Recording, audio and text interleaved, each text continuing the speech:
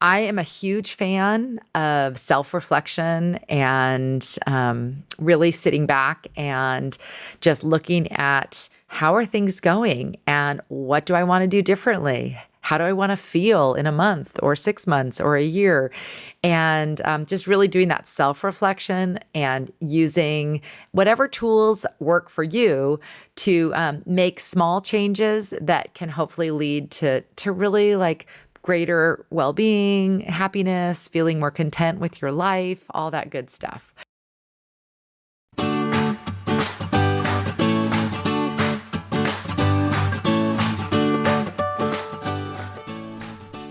Hello and welcome to the Sunshine Parenting Podcast, where we talk about ideas for raising kids who become thriving adults, and we also talk about being thriving adults ourselves. I'm your host, Audrey Monkey. Here on the podcast, I share my experiences parenting 5 now adult kids and working with thousands more as a summer camp director for the past 4 decades. I'm the author of Happy Campers, and I love sharing encouragement and ideas for living more positive, connected lives. Topics I researched extensively for my master's in psychology and continue to explore today. I created this podcast as a place to share what I've learned and to encourage us all to raise and be thriving adults.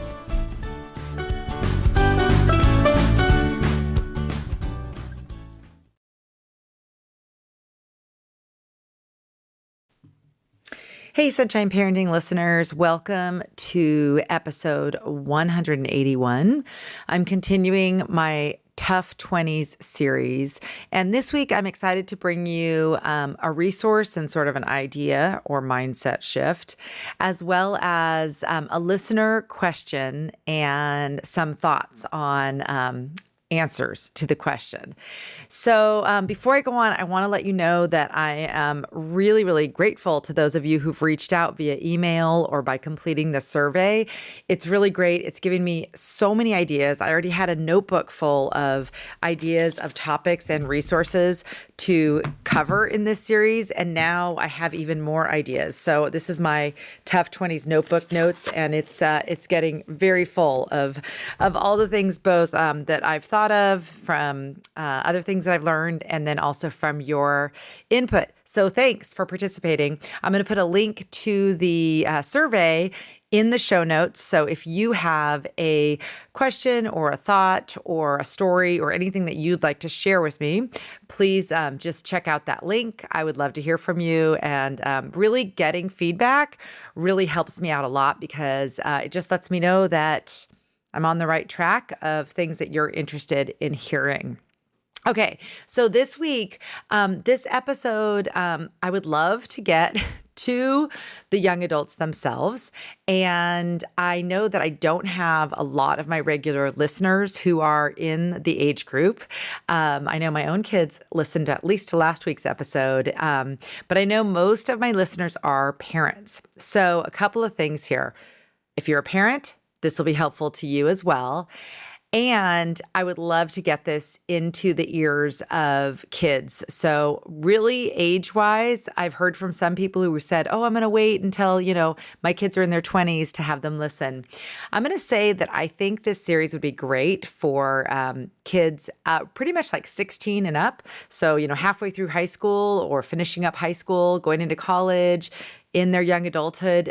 It's a long process. Now the process of like adolescence and becoming an adult has now become very extended. And some of the things, that we start doing in our mid-teens very much impact our adulthood. So anyway, I encourage you to pass this along to anyone who you feel like would benefit from some of the information that I'm covering. So this week, 2 things. Again, I want to start with a resource that I'd like to share. So in my book, Happy Campers, a resource that I talked about and I shared is called the Ready for Adulthood Checklist. And I was very specific when I shared it in the book that this is not something that parents should manage or be responsible for. it actually was written directly to the kids. So I'm just going to read what I wrote at the top of the checklist here in my book. It says, "Hi kids, here's a checklist for you to assess what adult skills you already have and what skills you still need to learn. Use this checklist to congratulate yourself as you gain new skills that will help you launch into an independent, successful adult life without your parents reminding you about anything." And then it goes on in the list, and I have a great PDF version of this that's easier to read than the list that's in the book. And I'll put a link to download that in the show notes as well, so that you can download it.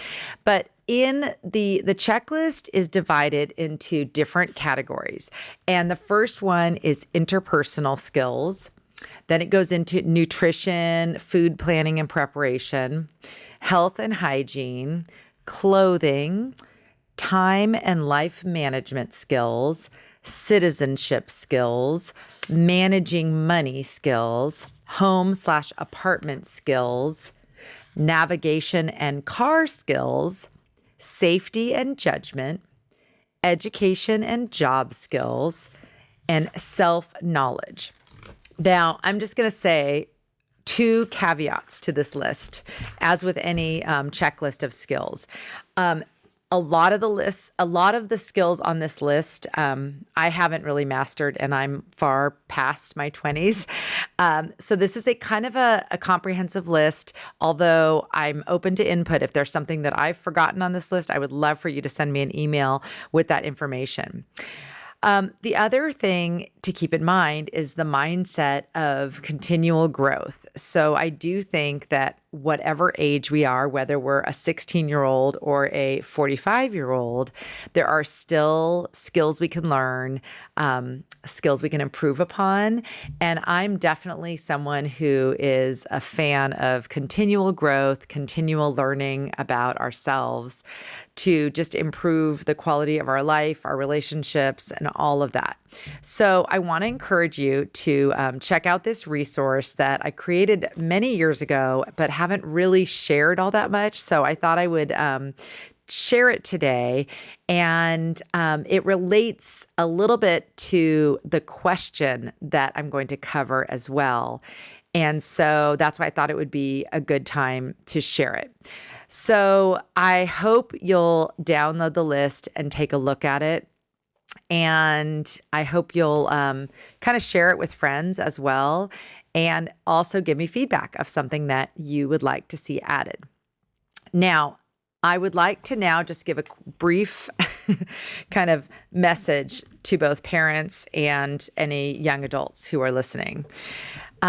The navigating the transition from being kind of dependent, living at home with your parents, to being, completely off and independent and living 100% on your own is a long, and it can be kind of a long roller coaster process where you kind of come back a little bit, go back out, kind of get some more help, need some more support, get more independent.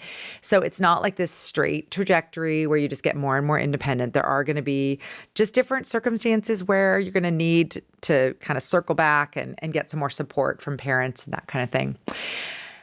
However, I think that the coming back for additional support or advice should be led by you as the young adult, not by the parents. And it's really hard, and I'm just going to acknowledge as a parent of young adults myself, it's really hard as a parent to make that transition from being sort of the day-to-day manager of our kids and sort of overseeing everything and keeping the calendar and helping with stuff and knowing what's going on with all the friends and being sort of the day-to-day manager and changing into more of an advisory role. But I want to encourage parents who are listening that it's really important that you do make that transition so that you allow your young adult child to have the opportunity to get out there and start doing some things, even though it's uncomfortable and sometimes it doesn't go well. That is part of life. And if you reflect back, parents, if you reflect back on your own young adulthood, I'm sure you can remember things that did not go well, from which you then learned how to do it better next time.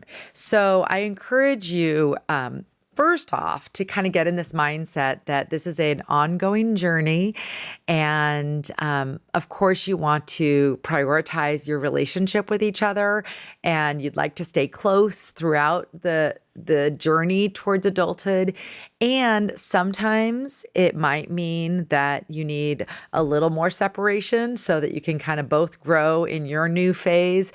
And sometimes it's going to require kind of all hands on deck. If someone's going through a health crisis, the whole family, of course, gathers in for supporting and helping them through. But in general, this is a time of transition for everybody, a transition in your relationship.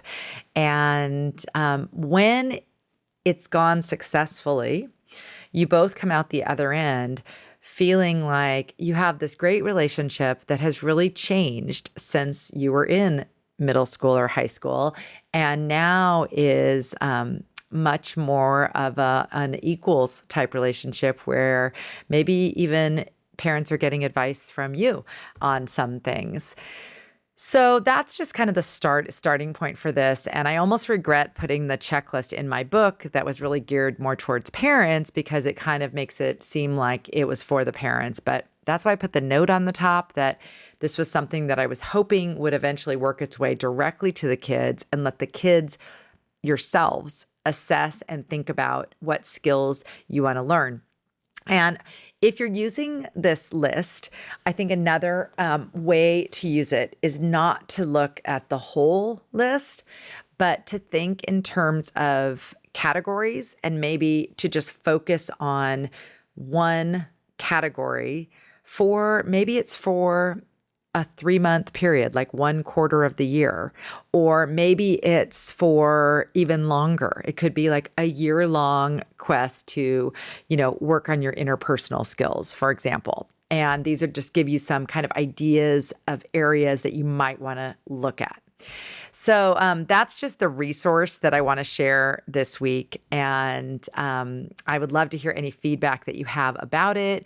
If you as a young adult have taken a look at it and how it's gone for you, does it make you feel pretty confident because you're thinking, yeah, I do know how to do quite a few of these things, and I'm on my way. I'm learning skills, and I've learned a lot in the last year or 5 years, and I'm going to continue to learn even more in the next years. I am a huge fan of self-reflection and really sitting back and just looking at how are things going and what do I want to do differently? How do I want to feel in a month or 6 months or a year?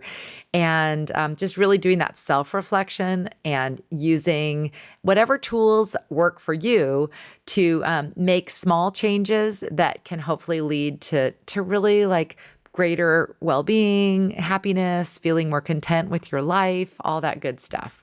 So I hope this tool will come in handy and not feel overwhelming. Like I said, nobody knows how to do all of these things well. Nobody, even the oldest adult So it's not like a test that you're getting scored on. It's more like a way to look at this whole vast array and variety of skills and be able to say, yeah, that's an area I'm pretty good at. I feel pretty confident in that area. And hey, this is an area I want to focus on for the next season or year or that type of thing.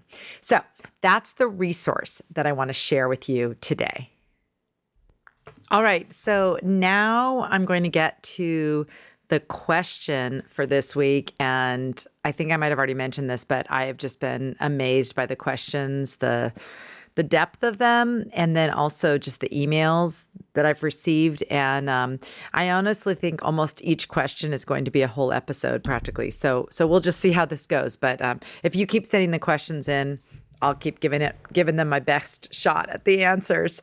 So the question that the listener question that I want to cover this week is this. I'll read it. How do I see school, work, social gatherings as a common ground of building friendship rather than a competition of who is better, like performance, looks, etc.? And I thought this was a really great question and also very, appropriate for this era. I'm sure everyone is aware of just the impact that our very public kind of social media driven lives, just the negative impact this has had on many of us in just terms of kind of how we feel about ourselves. Because when you're looking at the curated best version of, people maybe from your same age group or your same, school or whatever it might be, you can start feeling kind of bad that, like Charlotte mentioned in episode 180, that you're falling behind or you're not doing well enough at whatever it might be. So what I liked about this question is the listener actually had kind of the answer in their question.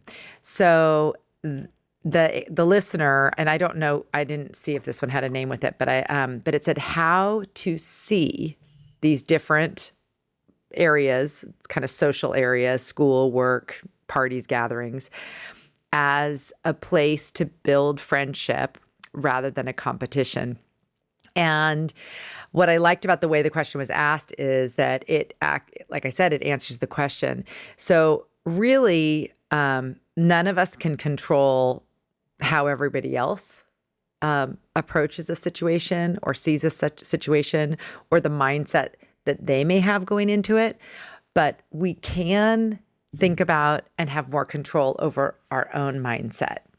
So I think it's an amazing mindset to go into any situation with the goal or the idea that this could be a place where you could build some new friendships, new relationships. And of course, with my background at camp, where I think there's something about summer camp where we sort of take out some of the competitive aspects of life. Like we're not, nobody knows what grades people have. Kind of everyone's dressed pretty, in like recreational clothes. So it's not like a fashion show. There's kind of some things stripped away a little bit so that perhaps there's a little bit more of just sort of, who are you as a person and what are you interested in? And there's also a lot more time just to connect and have face-to-face conversation. So I really love the idea of getting more young people into the frame of mind that as you approach a situation that maybe does on the surface appear to be a competition. People are dressing and, whatever. There's a lot of different stuff going on that are, trying to meet some criteria or look great in some photos for social media or whatever it might be. But you have control over how you approach the situation and what your maybe social and personal goals are going into it. So I think that's the start, is just to realize that in life, it could be that maybe it feels like everybody is just, in competition and trying to look better and stand out and whatever it might be. But you can choose how you view a situation. And a couple of ideas that I have for you. So first of all, just start with, hey, I don't want to go into this as a competition. I don't want to feel like I'm comparing myself to others, even though I know it's hard not to, but I want to approach the situation with the mindset of, I bet there are some people here that would be really great to connect with, and possibly somebody here could end up being a friend. So kind of having that optimistic, open mindset about this new situation that you're going into, whether it's a new class, a new job, a new event, whatever it might be. And then just working on some very specific and very tangible kind of mini goals, perhaps. So let's just take as an example of you're starting a new class. You're starting a new class and you're at college or university or grad school or whatever it might be. Perhaps thinking about, just thinking about ahead of time how you're going to approach when you sit down and you find your spot in the class, how many people you're going to smile at or greet. That's just a really basic thing, but you will be amazed that if you initiate and kind of make yourself more open to meeting people, how many people respond. And even if you're just in a kind of like a coffee shop or anywhere out in the open, just making eye contact, smiling, saying good morning, how are you doing today, while you're standing in line, can go a long way of just starting to kind of make you feel a little better, more connected to your community and kind of the other people around you. So, and then that also just in turn, like going back to that checklist that I was talking about. So interpersonal skills are just like any other skills, and we get better at them from practicing. And sometimes the world doesn't give us lots of opportunities to practice anymore. So for example, if the common thing at your, wherever you are, like in line at the coffee shop, is most people are just maybe looking at their phones or whatever they're doing and not interacting, you are going to build your own skills by making eye contact and trying to do some interaction, which is really, really cool. And again, you then, you can't make a common ground. You can't make everybody be on the same page as you. But when you're warm and friendly and opening up conversations with people of different ages, different backgrounds, maybe people you wouldn't normally connect with, you are maybe the catalyst for creating that common ground. So it's amazing the power that one friendly communicative person can have on a group. And so that is what I think that my main message is, to empower you that despite what everyone else is feeling, which you can probably assume that everyone else is feeling pretty insecure and wanting to be liked and wanting to stand out or whatever it might be. And you can be someone who goes in and makes it your goal to, number one, connect with other people. And then number two, encourage other people and make them feel good. So, when you see people that, seem to be, working really hard in a class, or maybe there's someone who got the highest score on a test, and the professor announces it, to be the person that goes up to them and says, wow, that is amazing how you did on that. That's congratulations. That was great. Again, that's a connection building tool. And then also maybe then they might want to, help you study for the next one, or you guys could be friends and they can build you up too. So I think that we have to stop viewing if we stop viewing the world as like a zero-sum game, that there's like winners and losers and there's, people who are good or people who are bad, we have to stop viewing it that way, because we can all make each other better. And we don't all have to feel like we're in competition. My favorite quote that my kids always remind me that I have told them is that comparison is the thief of joy. And it is really true that we need to just be more grateful and thoughtful about ourselves and our own kind of best qualities, and be appreciative of other people's qualities, and recognize that in friendships and relationships, the magic is often in that mix of different skills. So, we all have the tendency to want the skills that someone else has, but what a awesome thing when we start looking for other people's great qualities, noticing them, pointing them out, while still just feeling confident in ourselves and what we do bring to the table. So this one question got me thinking about two different parts of the Ready for Adulthood checklist, which is why I wanted to put this question in this week. So the first was the interpersonal skills. And besides just sort of the eye contact, starting a conversation, and if that's hard for you, I would suggest a couple things. Come up with some kind of go-to fairly benign questions to start a conversation that you'd feel comfortable asking, kind of anyone that you don't know, like just, oh, how's your day going so far? Or, what do you think of this class? Or, what year are you here? Or, just kind of think of some that you could sort of use in different places.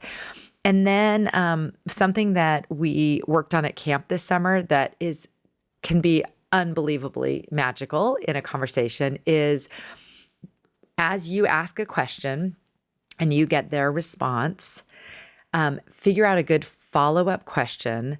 And every time you can think of another follow-up question, you're going to get deeper layers.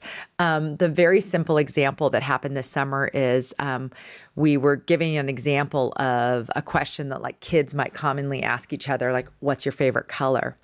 And the person answered pink. And then the follow-up question was, why is pink one of your favorite colors? And the response was, it's in the color of sunsets. And then it was, where's your favorite sunset you've ever seen? And so then you've gone from just this question that's so surface to like hearing about someone's favorite location or to hike or travel.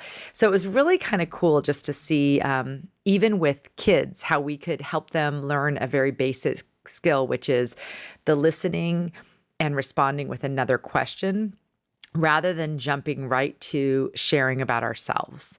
So I would encourage you on that too, to really maybe take your next school, work, or social gathering as an opportunity to go in with a different mindset, which is, I'm not falling for the competition. I'm going into with the mindset that there could be somebody here that I could really connect with, and I'm going to put myself out there, talk to a few people, and I'm going to ask follow-up questions, and I'm going to try to make some real connections that go a little deeper than the surface. So that was one thing. Then another part of the Ready for Adulthood checklist that I think this also touches on is the self-knowledge category.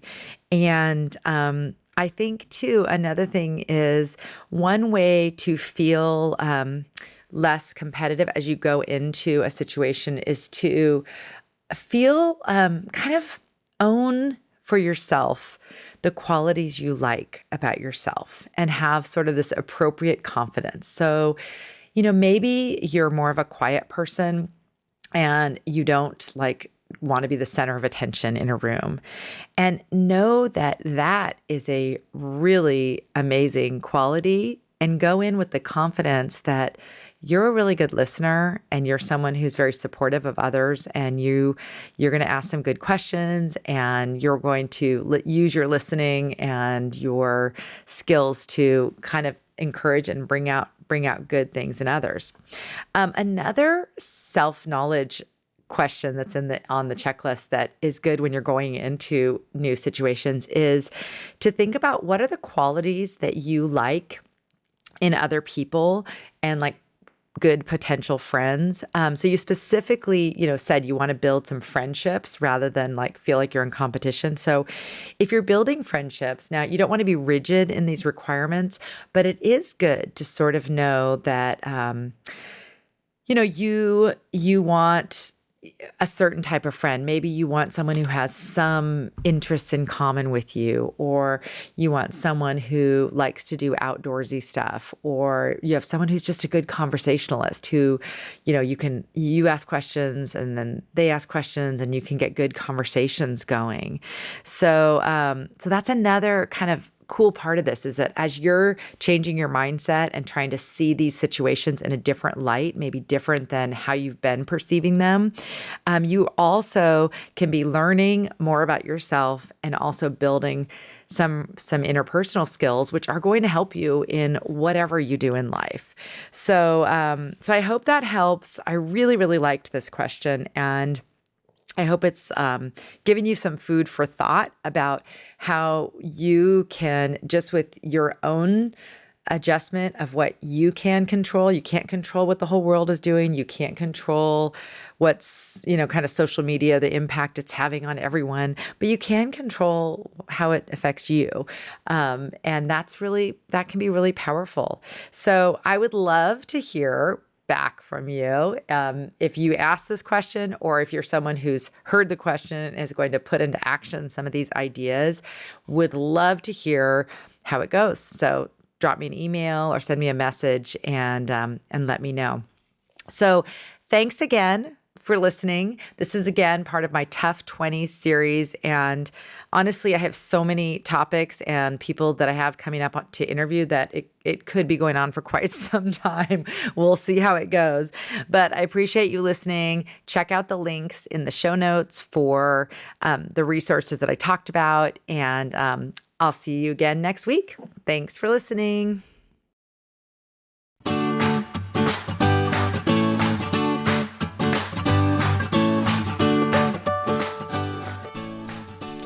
Thank you so much for listening to this episode of the Sunshine Parenting Podcast.